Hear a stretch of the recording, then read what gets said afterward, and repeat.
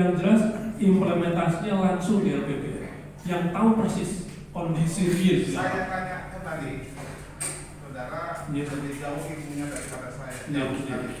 Tidak boleh.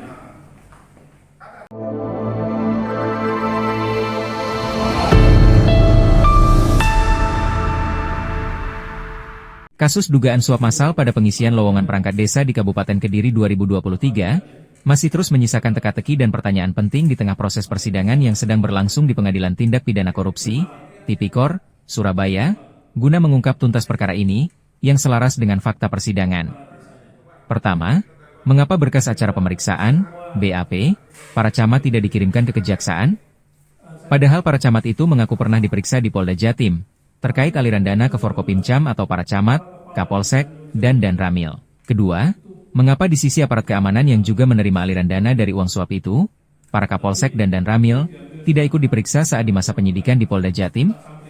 Setidaknya, BAP mereka juga tidak ada di persidangan, termasuk para oknum jurnalis dan LSM. Ketiga, uang pengembalian dari para saksi yang diperiksa saat penyidikan di Polda Jatim, mengapa tidak masukkan sebagai barang bukti, BB, di persidangan? Atau bagaimana status uang itu? Kemana larinya? Terkait tidak adanya BAP para camat ke JPU, Majelis Hakim, dan para penasehat hukum terdakwa, untuk konfrontir antara para saksi kades dan para camat yang menerima aliran uang suap, sangat bergantung pada pengakuan langsung mereka di depan persidangan. Berbeda dengan para kades, jika di depan persidangan keterangannya berbeda, JPU, Hakim, maupun penasehat hukum, bisa mencocokkan dengan keterangan saat BAP. Kedua, terkait BAP Kapolsek dan Danramil.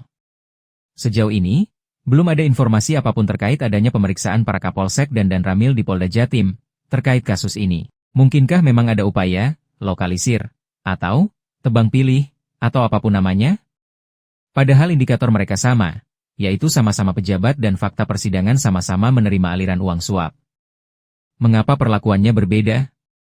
Mungkinkah mereka akan dijadikan klaster sendiri? Atau ada hal lain? Ketiga, terkait uang yang dikembalikan saat penyidikan di Polda Jatim. Berdasarkan fakta persidangan, setidaknya ada beberapa pengakuan pengembalian uang saat pemeriksaan di Polda Jatim, antara lain pengakuan pihak Unisma, Profesor Rahayu Worolestari, Ketua LPPM Unisma, bahwa pihaknya sudah mengembalikan uang yang tersisa saat pemeriksaan di Polda Jatim. Jumlahnya 600 juta rupiah lebih, dari sekitar 1 rupiah, 2 miliar yang diterima Unisma. Ya karena diminta untuk mengembalikan, ujar Woro. Selain itu, ada pengembalian dari Wahid Hashim, mantan dosen Uniska, yang merupakan semacam koordinator lapangan, mencarikan pihak ketiga, tim IT, dan sebagainya. Wahid Hashim mendapatkan 4 juta rupiah per formasi atau total 1,2 miliar rupiah. Sedang sisa uang yang dikembalikan sekitar 600 juta rupiah lebih. Ada juga pengembalian uang dari beberapa tim di bawah Wahid Hashim, antara lain Stefanus Aditya, yang mendapatkan dana 6 juta rupiah per formasi atau 1,9 miliar rupiah lebih. Karena semua saya lupa. Tapi yang jelas bahwa kepala-kepala desa Indonesia yang mulia.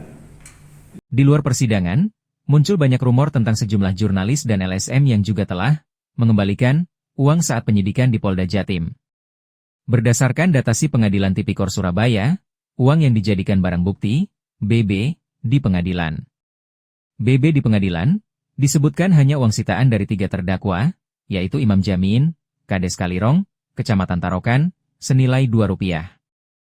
086.900.000. Kedua, uang disita dari Sutrisno, Kades Mangunrejo, Kecamatan Ngadiluih, 2 miliar rupiah.